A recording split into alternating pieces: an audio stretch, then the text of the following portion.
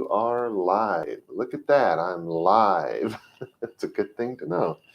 I hate to think I wasn't alive.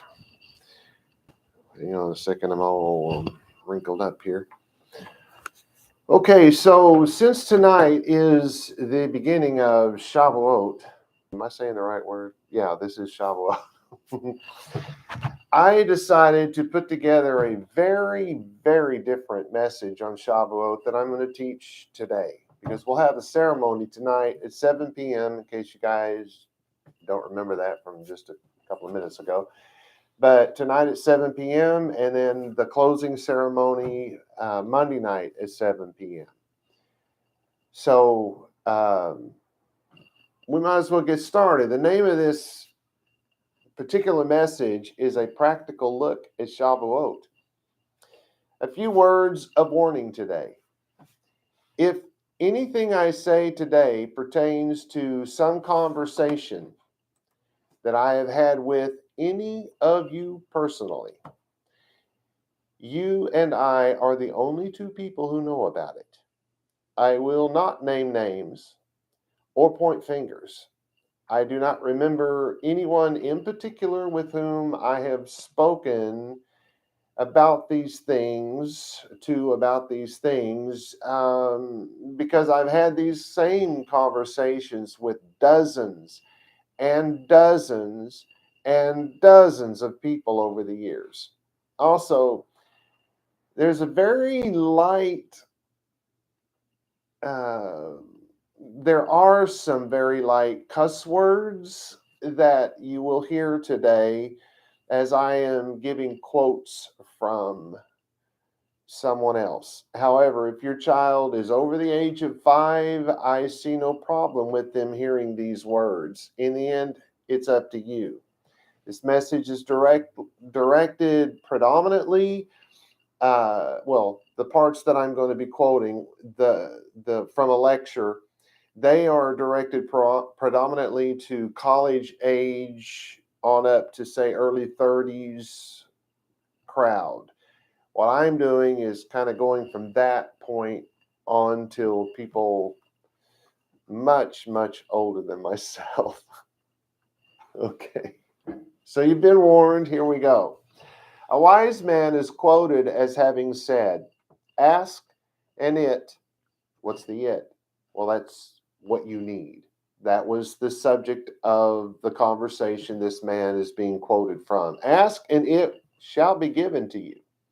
Search for it, that thing that you need, and you will find. Knock and it, that thing that you need, shall be open to you. This verse was, of course, spoken by a Jewish rabbi, and he was making remez, or a pointing back to Deuteronomy chapter 4, verse 29, which says, "And if from there you seek Yahweh, your God, you will find him, if you seek him in all your heart and in all your soul." And that was, of course, would have also tied back to, or was a remez to, Jeremiah 29:13, which says, "And you sought me, and you found me, because you sought me with all your heart." The subject, as I've already said, is that which we need. If we ask for the wrong thing, we may well receive the wrong thing. If we search for the wrong thing, we may well find the wrong thing. If we knock on the wrong door, we may well walk right through that door when that wrong door opens. Just a thought. If we look at this verse like children, we may conclude that all we have to do is ask our big sugar daddy in the sky for something and he will give it to us. For example, "Hey, big daddy in the sky, would you give me millions, or hey, how about billions of dollars? 10 million, no, $40 million mansion, a fancy sports car, a limo, and a limo driver. And poof, there it is. After all, it says it will be given to you, right? If you want to know something, you can search Google and poof, there it is. And it must be true. It's on the interweb, right? And everyone knows that if we just knock on the White House door, the president will let us in with open arms and hang on our every word, right?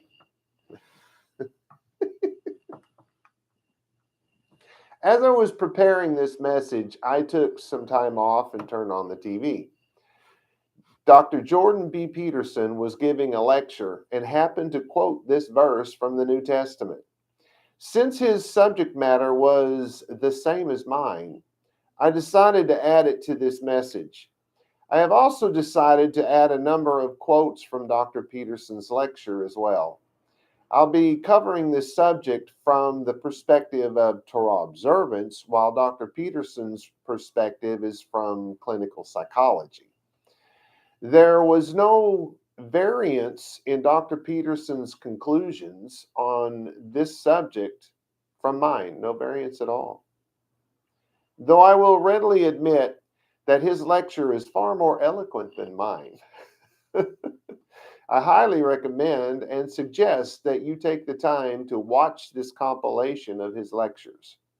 It is aptly titled, The Most Eye-Opening 60 Minutes of Your Life. All you have to do is just go to YouTube and type in the following words in their little search thing. Just type in the most eye-opening 60 minutes of your life. Well, on with the message. Self-reflection is so important that God asks us to do it several times a year.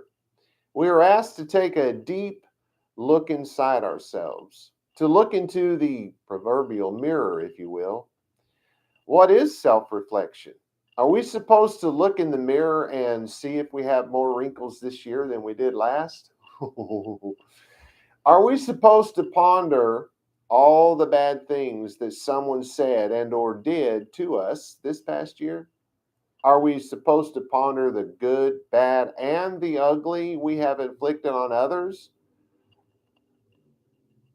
Are we to reflect on all the great things we did for others? Or maybe more realistically, are we supposed to spin out a believable lie about what we did or didn't do this past year? Now, I have never before taught that Shavuot is a time of self-reflection, nor have I ever heard anyone else say it. Now, that doesn't mean someone else hasn't. I just haven't heard it. Still, I would like for us to travel down this path with some quotes from the man I consider to be the smartest man alive on planet Earth today, Dr. Jordan B. Peterson.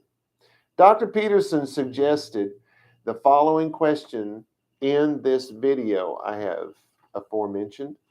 What he said was, what remarkably stupid thing am I doing? He suggested that you should ask yourself this question. What remarkably stupid thing am I doing on a regular basis that absolutely screws up my life? He goes on to say that if you ask that question, you have to actually want to know the answer. Imagine that. Biblically and practically speaking, this is potentially a dangerous question for a person in the throes of mania, self-loathing, and depression. So you might want to check your spirit, in other words, your state of mind, before you begin to ask this question. The purpose of this exercise is not to tear us down. It is to make us better, more stable. So it is of the utmost importance that we do not lie to ourselves. Torah observance is not something we live only on Shabbat, it's the Sabbath, and the Moed. Well, that's the appointed times, the feasts of God. It is a lifestyle we live 24/7. Will we fail? Will we fall short? Yes. Say it with me. Yes. Yes, we will. But the beauty of the Torah is that it lays out course corrections for every failure, large and small. In other words, God knows we will fail. And He added the instructions on how to correct our failures as part of our Torah observance. Yes, correcting our failures is part of our observance. There must be a goal in life for every person, something that a person strives toward. Without direction to work towards, we are aimless and meandering on a directionless, meaningless existence. God's Torah gives us goals to work toward. The Torah gives us directions to follow. The Torah recalculates, if you will, and redirects our feet back to the path from which we have wandered and reestablishes our goals every time we go astray, no matter how many times we find ourselves lost and meandering through life. Yes, as a matter of fact, life did come with an instruction manual, but those instructions are of no value if we don't follow them. Dr. Peterson also said, if you orient yourself properly and then pay attention to what you do every day, that works. Of course, if we don't orient ourselves properly and if we don't pay attention to what we are doing every day, all bets are off. Biblically speaking, those of us who do not participate in honest self-reflection live our lives in hell here on earth, right here, right now. And Dr. Peterson went on to say something along the lines of, and I'm not quoting him, I'm just trying to make it make sense. When we have an aim, in other words, a goal in life, we make every moment of our day coalesce around that goal. Every good and bad thing that comes our way becomes little more than something we work around in order to reach our goals, problems and opportunities that we must confront and strive to solve. And if we solve these things properly, we remain on the path of our goal. Since I am leaving things out of his lecture, an awful lot, by the way, I am going to rearrange his words so that they will make sense here. I'm just rearranging them in the order. Sorry, I hit a button that I shouldn't hit.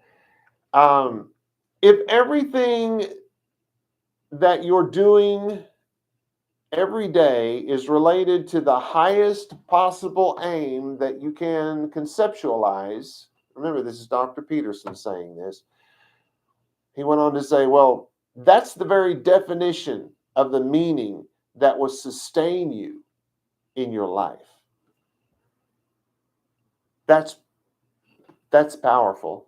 I want to read that to you again. If everything that you're doing every day is related to the highest possible aim that you can conceptualize, well, that's the very definition of the meaning that will sustain you in your life.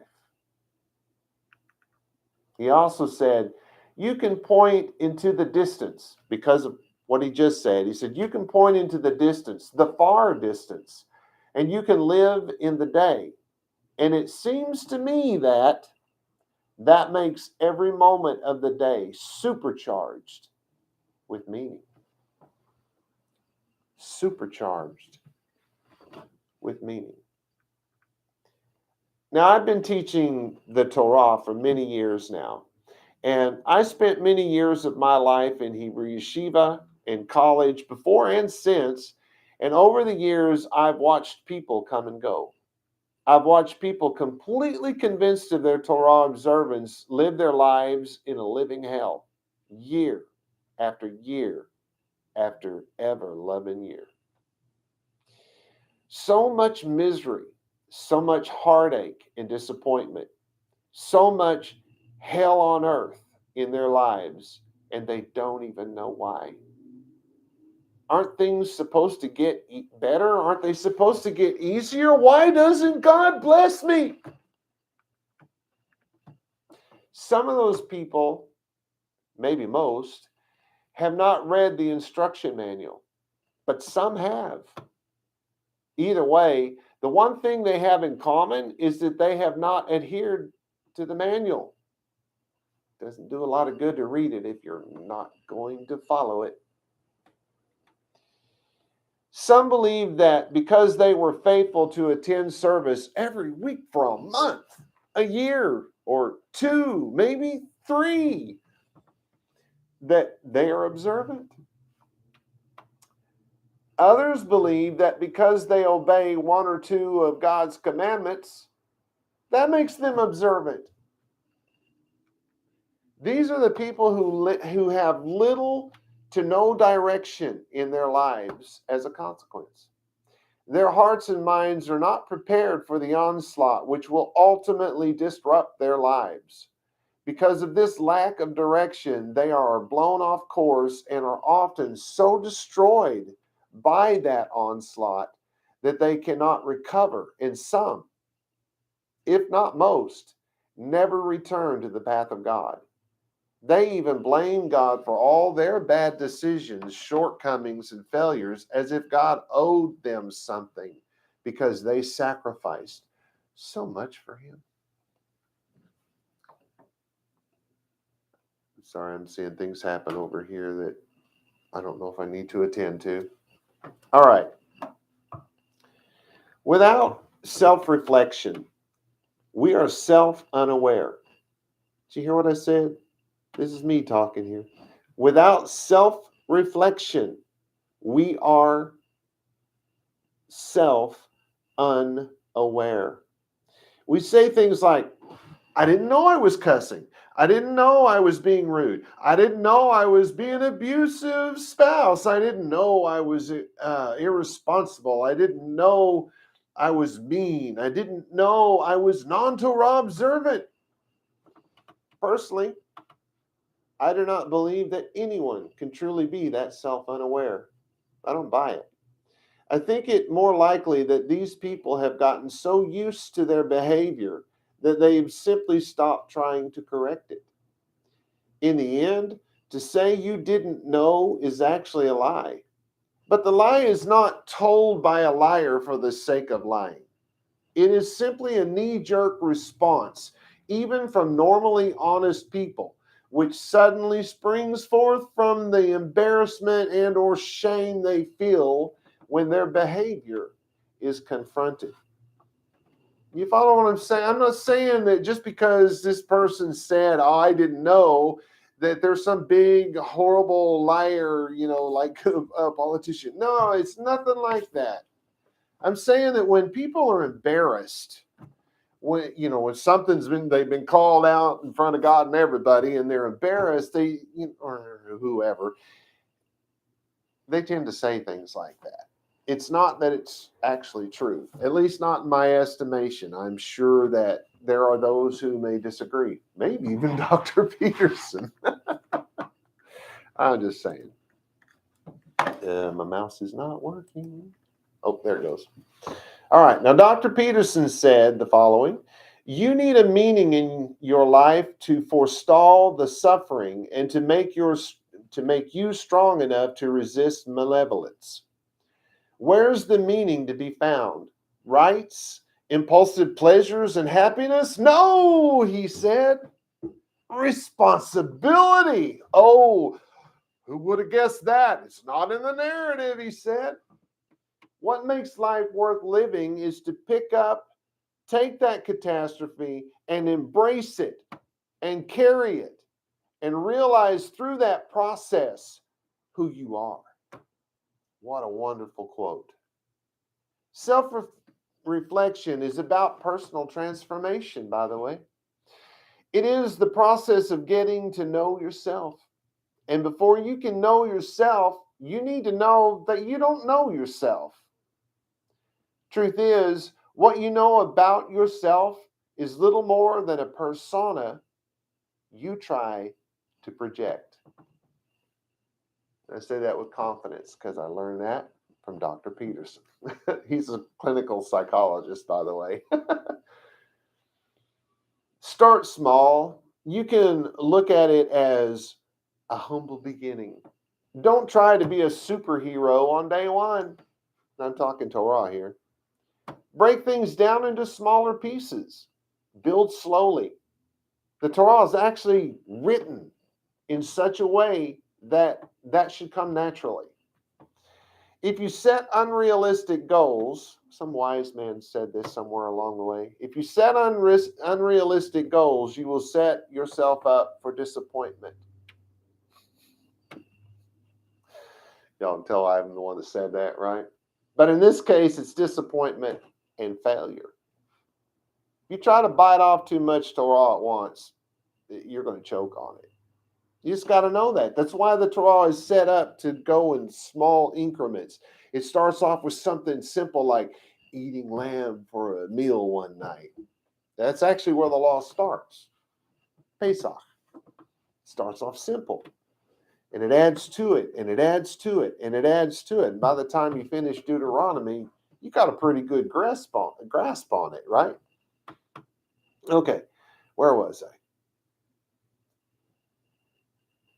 At some point, you must challenge yourself and push yourself further and further.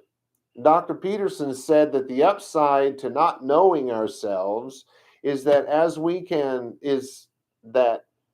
we can learn who we really are.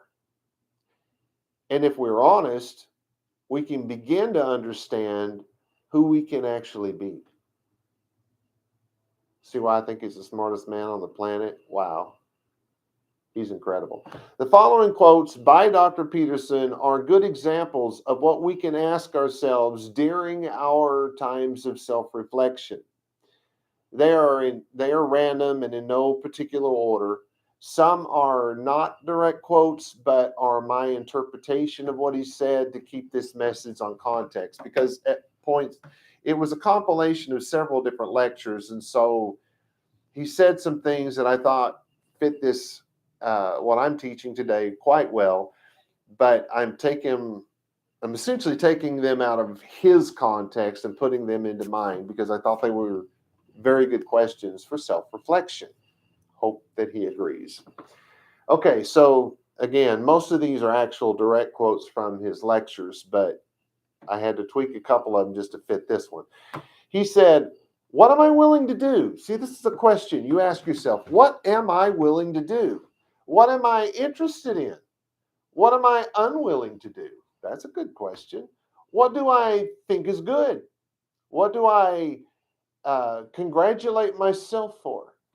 What do I berate myself for? How did I get here? What am I doing right? How is it that this could take place more often? He's speaking of the what are you doing right? And then after you ask that, well, how can I make that happen more often? Because doing the right thing is a good thing, right?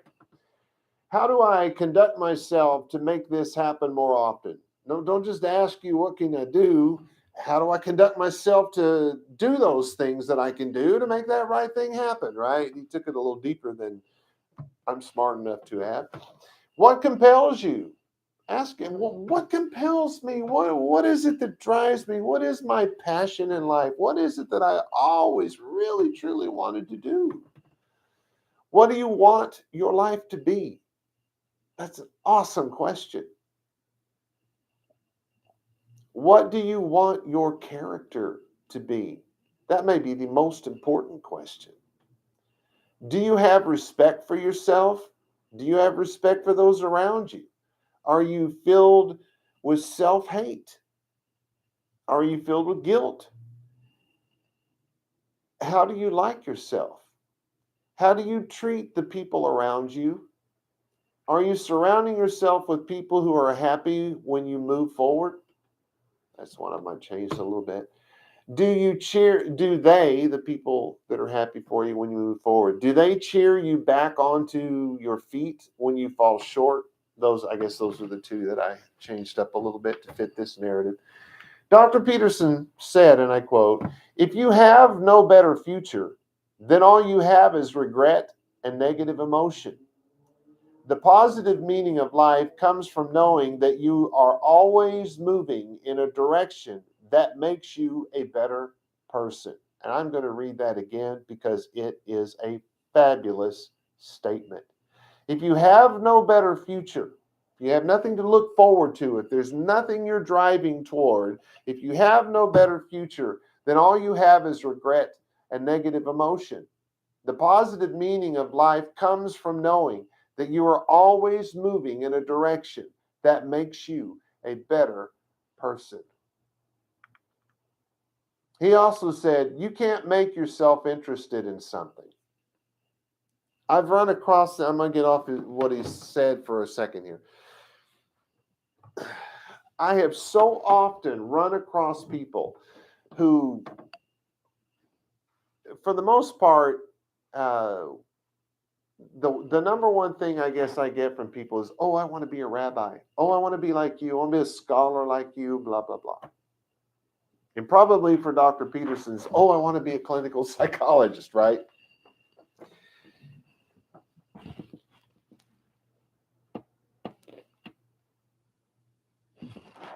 I'm going to drop it there and get back to what he said. I think I cover this here in a minute. He said, you can't make yourself interested in something. Interest manifests itself. It grips you. There's a calling in you towards what you're compelled by, what you're interested in. You're compelled forward by your interest. If you do not listen to that thing that beckons you forward, you will pay for it in ways you cannot possibly imagine. You'll have everything that's terrible about life in your life, and nothing about it that's good. And worse, you'll know that it was your fault that you squandered what you could have had. Some of us are old enough to have lived this. Some of us at this old age are in the throes of this. He went on to say, we've been fed this unending diet of rights and freedoms. Oh, it's my right to be mad. It's my right to say, to do what I want. You know what he means. I'm quoting him. I'll start over. We've been fed this me and my trigger finger there for a mouse. Can you all see it? Okay. Oh, I'm on the wrong. No, I'm on the right. I'm getting discombobulated. I'm having to do too many things. I'm not used to this. We've been fed this unending diet of rights and freedoms. And there's something about that that's so pathologically wrong. People are starving for the antidote, and the antidote is truth and responsibility, right? And it isn't because that's something that you should do because I know better than you or someone knows better than you. It's not in that sense. It's that makes the meaning of the secret to a meaningful life. And without a meaningful life, all you have is suffering and nihilism and despair and all of that and self-contempt. And that's not good, he said. Still quoting from Dr. Peterson. But one of the main reasons that people don't get what they want is because they don't actually figure out what it is. He went on to say, we don't get what we want because we don't try. Still quoting. I'll get off this in a little bit, but this man's wonderful as far as I'm concerned. Dr. Peterson also said, resentment is a key human motivation. Resentment is a key human motivation. And I'm quoting. He said, I would say it's a great teacher to listen to. Your resentment is one of the best things you can possibly do. Resentment means only one of two things. It's either shut the hell up and grow up, quit whining and get on with it. That's one thing it means. Or someone is playing the tyrant to you, might even be you. You have something to say and do that you should say and do to put it to a stop. And so maybe resentment can show you the path to doing that. A resentful person wants other people to change. And if you're resentful, your motivations are not trustworthy. In fact, they're very, very dark.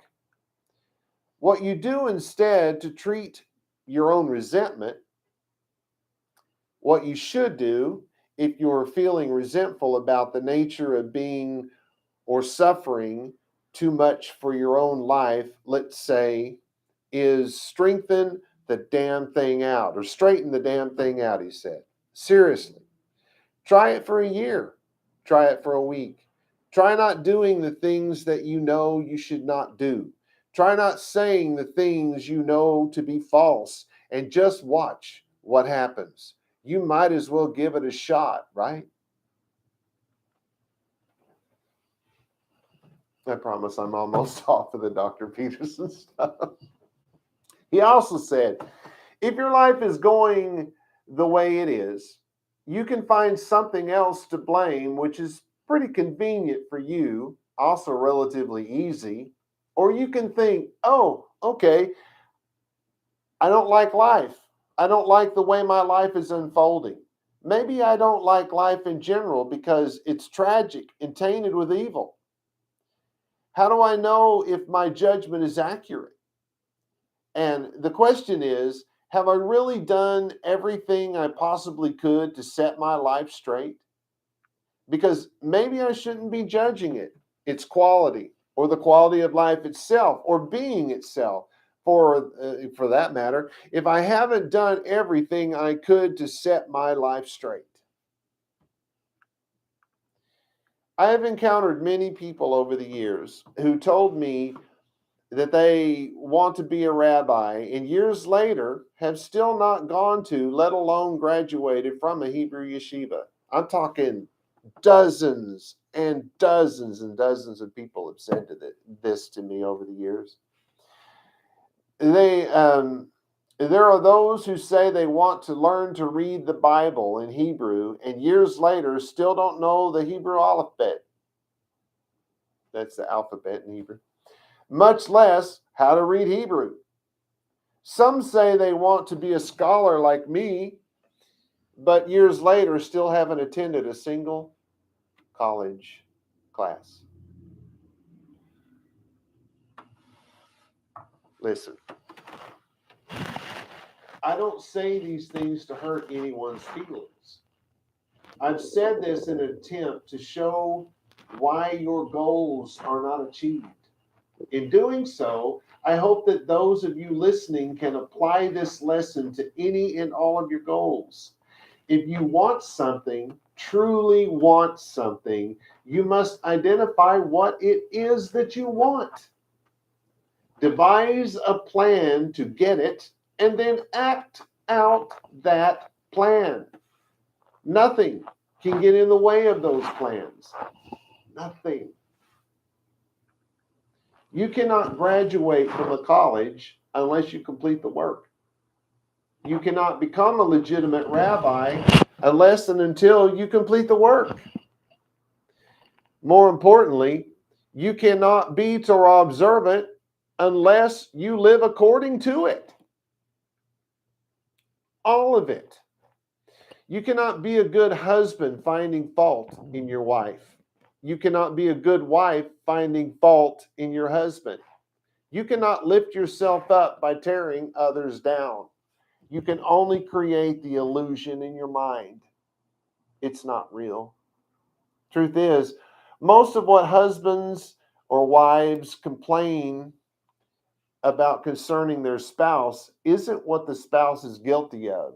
The complaint is that which the husband or wife hates about his or herself. If a husband or wife complains about their spouse being stupid, a simpleton, a moron, it is because this is what the husband or wife thinks of his or herself.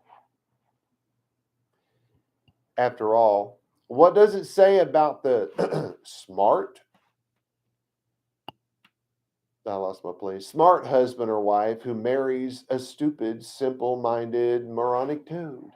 What does it say about somebody who would do that? What kind of monster does that? Well, I didn't know he or she was like that before I got married. Really? So you, the smart one, were duped by the stupid, simple-minded, moronic toad. You, the smart one, were duped by that.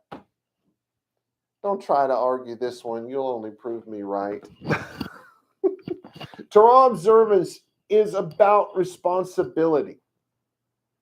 And with responsibility comes accountability. If there is no accountability, responsibility is not real. We are not responsible for our spouse's salvation. We're not. It's not up to us. We have nothing to do with it. Stay out of it. We are responsible only for our own salvation, with the exception that we are to train our children in the way that he or she ought to go. The way that he or she ought to go is the path of Torah. It is the only way that the Bible actually gives. If we do so, if we train them in the way they should go, we are promised that when they are old, they will not depart from the Torah. So if you're trying to apply this law, this Torah law, to Christianity, Islam, Hinduism, whatever, it's not going to work. It's not going to work. I know that many of you did not know the way of Torah when your children were growing up. And as tragic and unfortunate as that is, God promises that if you, the parent, will live your life fully Torah observant, he will save your children. I know this is not the Christian teaching on the subject, but it is nonetheless true according to the Hebrew Bible, which is so wrongly called the Old Testament by Christianity. When those of you who are married argue, what is more important, winning the argument or peace in your home? Being right or being happy? You're certainly not happy when you fight. There is something wrong with anyone who wants to win at any cost, and that problem is bigger than anything you might fight about with your spouse.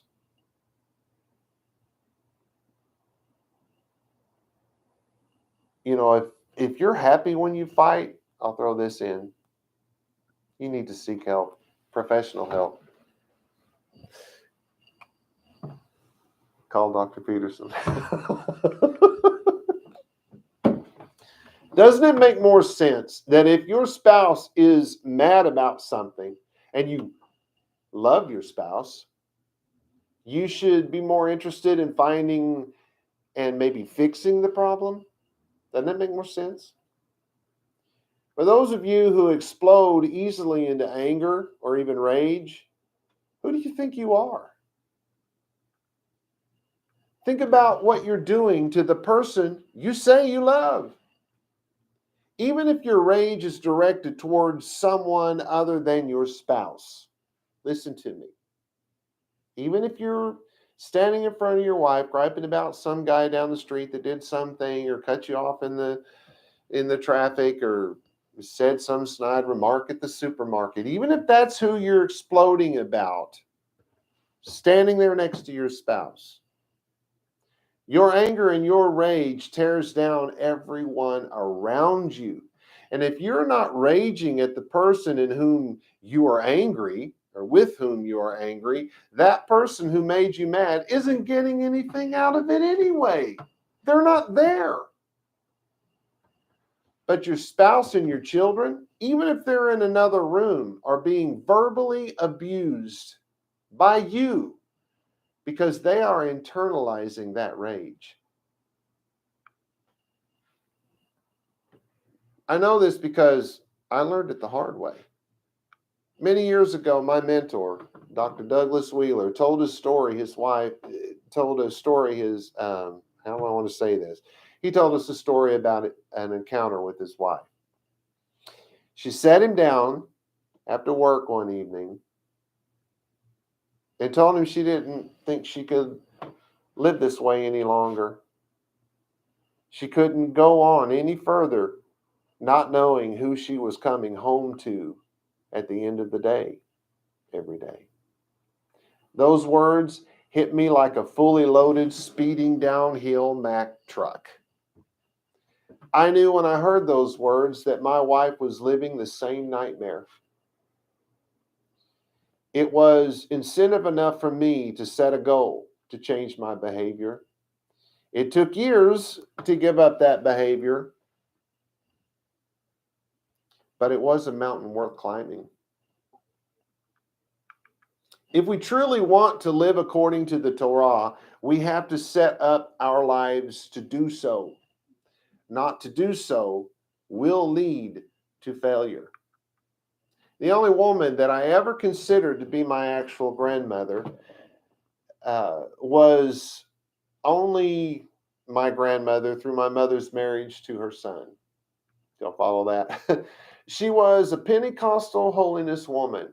Long hair up in a bun, dressed with sleeves down to the wrist and a neckline just under the chin, a hemline down to her ankles, no jewelry, no shaving of the legs or the armpits, no, that kind of Pentecostal woman. She didn't read the New Testament at home because she was only interested in learning and living a holy life, which her generation believed to be found in what she called the Old Testament. Yeah, that's what Christianity used to do, all the way into the early 1900s. In my younger years, our church liked to talk about all the things that we had to give up in order to achieve salvation. After several decades of failure, many simply stopped trying that. Later, they began to say things like, you don't have to worry about all the don'ts if you get busy doing the do's. I think it was Mike Warnke who first coined that phrase, at least the first time I heard it, a Christian comedian from way back in the 70s. Years later, they began to teach that they were free from the law and that Jesus died so that they could live without condemnation, which was taken to mean by some, if not most, that they could live any way they wanted to. I mean, after all, they said the 8-second prayer, as it's called, and were going to heaven no matter what they did. I watched the decline of Christianity in my growing up life and young adult life. I watched it decline massively. Our concern cannot be the blindness of others. Back to the self-reflection thing. Our concern cannot be the blindness of others. We should only be concerned about our own blindness. And yes, you have a lot of it. We all do. If we concern ourselves with things we cannot control or change, we will not achieve our goals, nor will we change that which we cannot control. Sound like AA? Kind of, but, well, when you're right, you're right. Our time is better spent wondering what we've done wrong. It's not what we believe. No one needs to care about what you believe. Nobody needs to care about what I believe. It's what we do and how we do it that matters. And let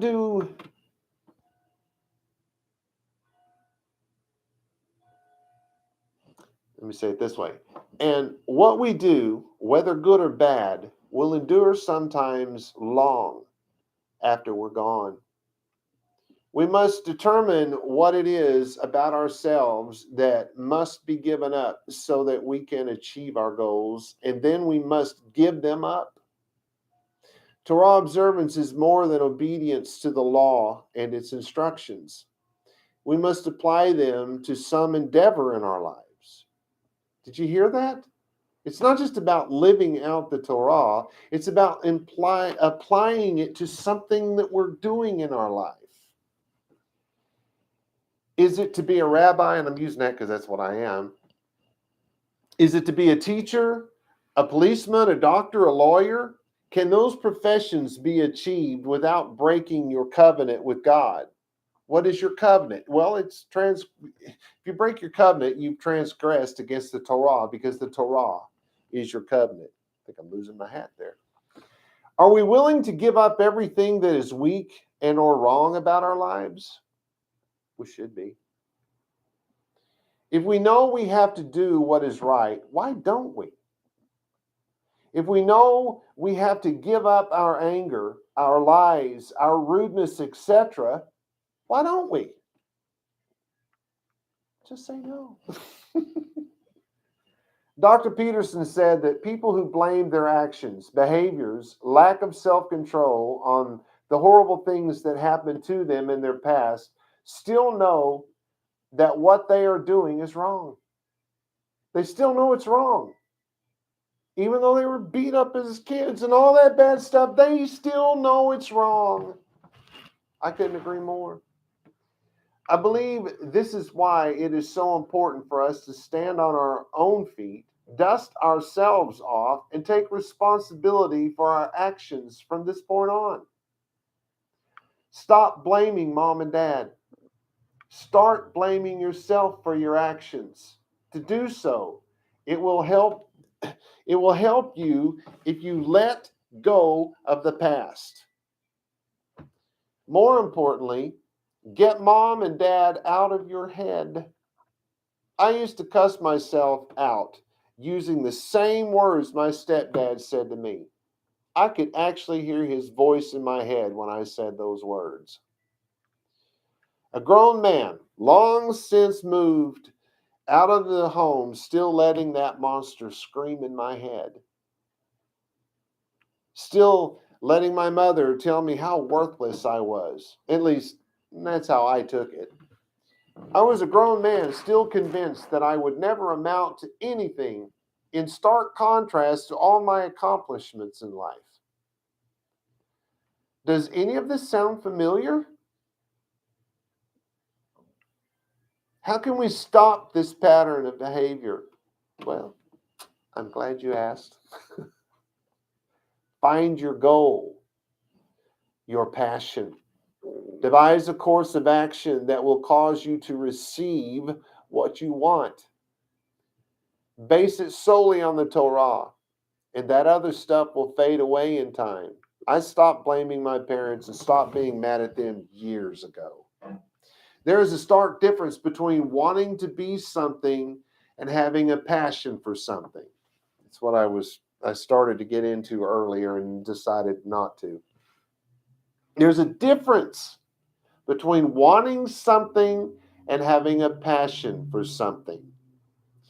Wanting to be something we are unwilling to work for is a childish dream and a total waste of your time. Don't tell yourself that at your core you are something that you haven't worked for, because you're not. Don't tell yourself that at your core you are, I just said that. Don't tell me that you want to be a rabbi and find yourself no further along in your pursuit of that goal 20 years later. You're lying to me and to yourself. If it actually were the passion you claim it to be, you would be a rabbi by now. So it's not what you actually want.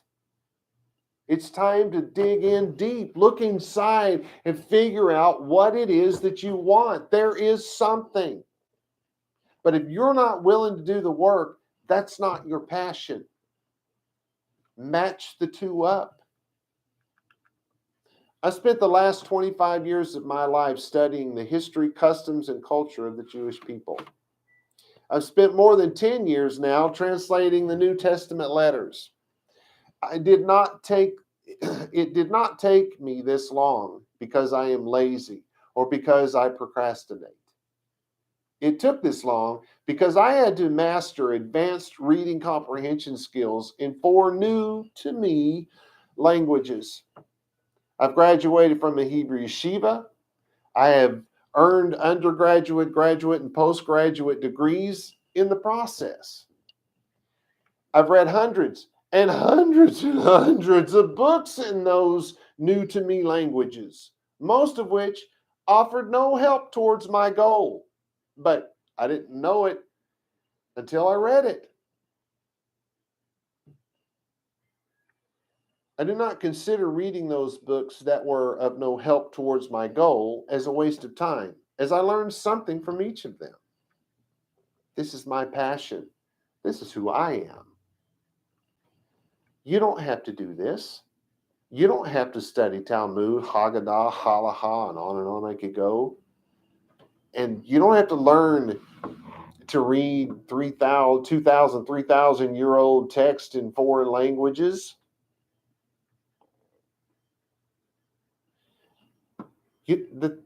That's not your passion. Then you don't have to do that. Doing what I've done may seem extraordinary to some, maybe even unbelievable to others. But it was no problem for me because my passion drove me to do it. I did not set out to be a rabbi. In fact, I was embarrassed because of it around my Christian friends, and I didn't even admit to it for quite a while. I mean, after the ceremony and the pouring on of the oil and all that, I still wouldn't tell anybody what that meant. I did what I did because it was the only way I knew. It was my way of finding what I consider to be the truth. In doing so, I found peace. I let go of resentment, anger, and rage. I was so busy doing the work that I let go of my past without even knowing that it had happened. I am, of course, a huge believer in the power of the study of Torah because of that. It changed me so completely that I don't even remember the man I used to be. I can no longer even relate to those who are still living the life that I let go of. I truly cannot relate to that anymore. It's become that foreign to me.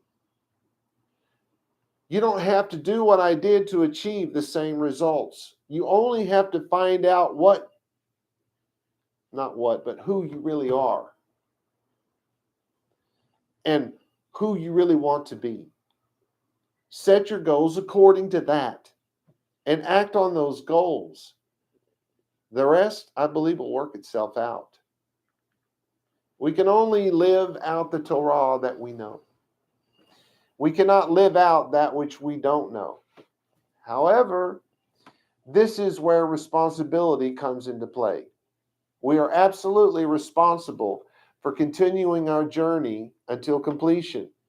Biblically speaking, that means that we are responsible for finding a teacher and sticking with him or her until we have completed our studies, which is, we're talking Torah here. Our studies are our understanding and application of the law. We reach biblical completion when we know the law well enough to live it without the need of guidance from a rabbi. However, we are still commanded, even then, to attend service each and every Shabbat. And never forget, when in doubt, call your rabbi. Yeshua is the way of Torah. He is the truth of Torah. And he is the fountain of life that flows from the Torah. He is the Torah. His observance of the law is the living example of the Torah. If you don't live your life the way he lived his life, you are not following Yeshua. You are not a follower of Yeshua, or Christ, as he is often called. What is lost to the Western Christian world about Yeshua is that he lived according to the Torah. He never so much as once ever broke a single commandment of the Torah. The New Testament says so several times. His life is the example we are supposed to follow. Doesn't mean we have to be a rabbi like him. It's just that we're supposed to live out the Torah the way he lived it out. To sum it all up, very few of us are called to be a rabbi and or to teach the Torah. Very few of us. Very, very few of us. Most of us have a passion in life. What is yours? Do you love art? Is your passion writing code, inventing things, helping people in some way, writing books? The choice is actually yours. The only caveat for God's children is that they follow their passion under, or between, I should say, the boundaries set forth by the Torah. This evening at sundown begins the celebration of the giving of the Torah in our lives. What does it mean to you now? What will you do with it? Where will you be 1 year from now? Shalom v'shalom, y'all.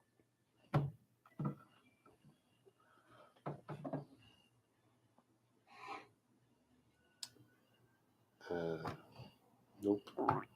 There we go. Hold on, I'm still looking for the button pusher. Ivrit. Yevarecha Yahweh v'yish merecha.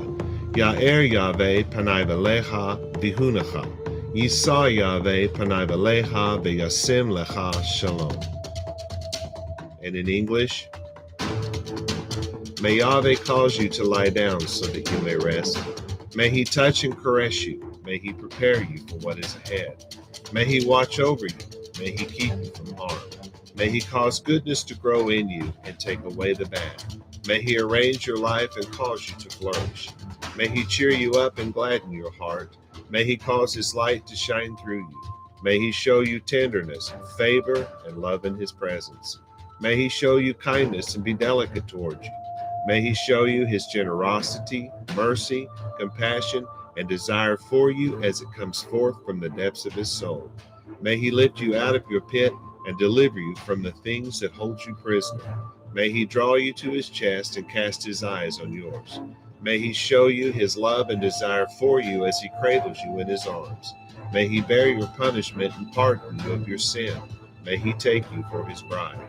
May he establish a foundation in you. May he place his name on your heart and mind and make your body his temple. May you be his treasure. May you always be on his mind. May he draw you near and comfort you when you are afraid. May he assure you there is nothing to fear because he is with you. May you and all that concerns you be at peace because he is your friend. Amen.